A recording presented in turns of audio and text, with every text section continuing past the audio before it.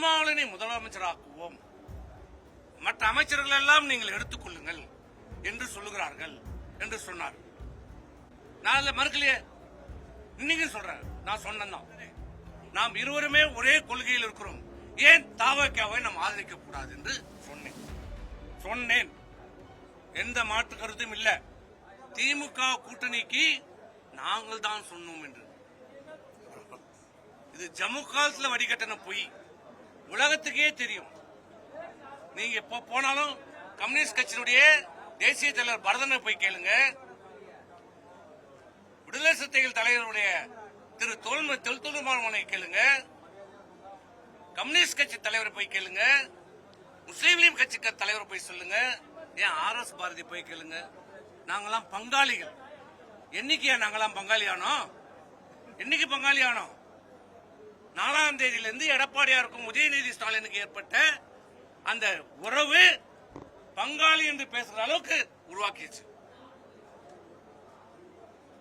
திருமாவளவனை நான் முதலமைச்சராக்குவதற்கு சொன்னேன் என்று ஆமா சொன்னேன். நான் ஏற்கனவே பேட்டியில் சொல்லியிருக்கிறேன். ஏன் சொன்னேன், எப்ப சொன்னேன், எந்த நேரத்தில் சொன்னேன்? நீங்க சட்டமன்ற உறுப்பினர்கள் கூட்டத்தை உங்கள் வீட்டில் கூட்டினீர்கள். கூட்டி என்ன சொன்னீங்க? திமுக ஆதரவோடு நான் முதலமைச்சர் ஆவதற்கு ஆதரவு அளித்தார்கள். இப்போது சில கட்சிகள் அதில் ஒத்துக்கொள்ளவில்லை. அதனால் மாற்று திட்டமாக திருமாவளவனை முதலமைச்சராக்குவோம், மற்ற அமைச்சர்கள் எல்லாம் நீங்கள் எடுத்துக் கொள்ளுங்கள் என்று சொல்லுகிறார்கள் என்று சொன்னார். சொன்ன அது எப்படி நாம் ஏற்றுக்கொள்ள முடியும்? திமுக ஆதரவோடு நீங்க முதலமைச்சராவது ஏற்றுக்கொள்கின்ற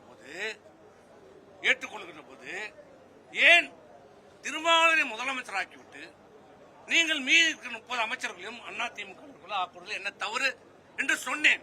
நான் அதில் மறுக்கலையே, இன்னைக்கு சொல்றேன். நான் சொன்னேன், உண்மைதான். எப்ப சொன்னேன்? நீங்க சொன்னதுக்கு அப்புறம் சொன்னேன். இன்னொன்னு சொன்னேன், திருமாவளவனை ஏற்றுக்கொள்ள முடியாது. அது எப்படி விடுதலை சிறுத்தைகள் கட்சி என்று சொல்லிவிட்டு நாம் இருப்பது? நான் ஏற்றுக்கொள்ள மாட்டேன். சரி, நீங்க ஏற்றுக்கொள்ள வேண்டாம். அப்பதான் சொன்னேன், அண்ணா திராவிட முன்னேற்ற கழகம் திமுகவை எதிர்த்து தொடங்கப்பட்ட இயக்கம். தாவேகா திமுகவை எதிர்த்து அரசு செய்கிறது, திமுகவை எதிர்த்து வெற்றி பெற்றிருக்கிறது. நாம் இருவருமே ஒரே கொள்கையில் இருக்கிறோம், ஏன் தாவேகாவை நாம் ஆதரிக்க கூடாது என்று சொன்னேன். எந்த மாற்று கருத்தும் இல்ல. நீங்க திமுகவோடு முதலமைச்சர் ஆகின்ற போது திமுக எதிர்ப்பு இருக்கிற தாவேகா ஆதரிப்பதில் என்ன தவறு என்று சொன்னோம். இதுதான் நடந்தது. இதையெல்லாம் மூடி மறைத்து விட்டு இன்றைக்கு சொல்லுகிறார் திமுகவை கூட்டணி வைக்க வேண்டும் என்று நாங்கள் சொன்னதாகும். ஒரு பொய்யை திரும்ப திரும்ப சொன்னால் உண்மையாகிவிடும் என்று சொல்றார்.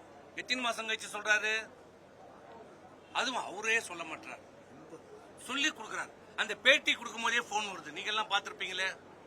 அண்ணே அண்ணே அண்ணே அவர் சொல்றாரு, இப்படி பேசு அப்படி பேசு, இல்ல இதை சொல்லு அதை சொல்லு, இல்ல லைவ்ல வேற போடுங்கன்னு உங்ககிட்ட கேட்கறாங்க. ஏன் அதை நீங்களே வந்து சொல்லுங்க, ஏன் தயங்குறீங்க? சொல்லுங்க.